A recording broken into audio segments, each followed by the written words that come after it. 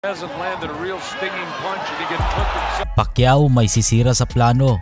Aagawin ang world title fight.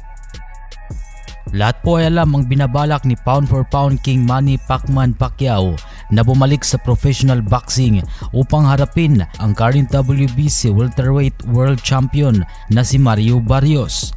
Dahil nais ni Manny na maging isang ganap na world champion ulit sa edad na 45.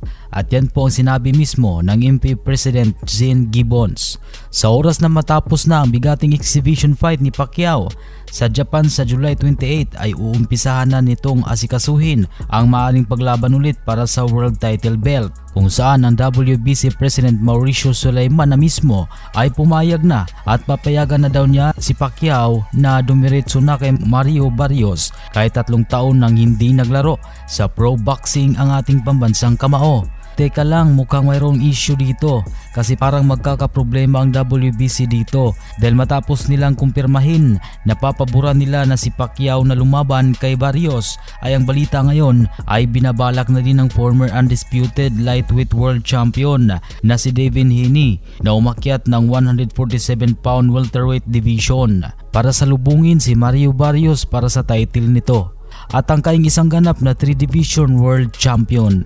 Magiging komplikado ang lahat dahil sa planong yan ni Haney para kay Pacquiao, dahil baka mas payagan ng WBC si Haney kasi nga kampiyon nila ito at aktibong mandirigma pa.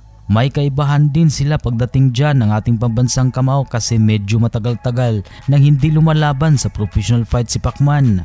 Pero marami naman ang nagsasabi na sa halip padiretsuhin umano si Pacquiao at Haney kay Barrios ay maganda pa daw na pagharapin lang muna si Pacquiao at Haney para sa isang world title elimination at ang mananalo ay siya ang tatapat kay Mario Barrios dahil sinabi ng marami na mas magandang ideya daw ito.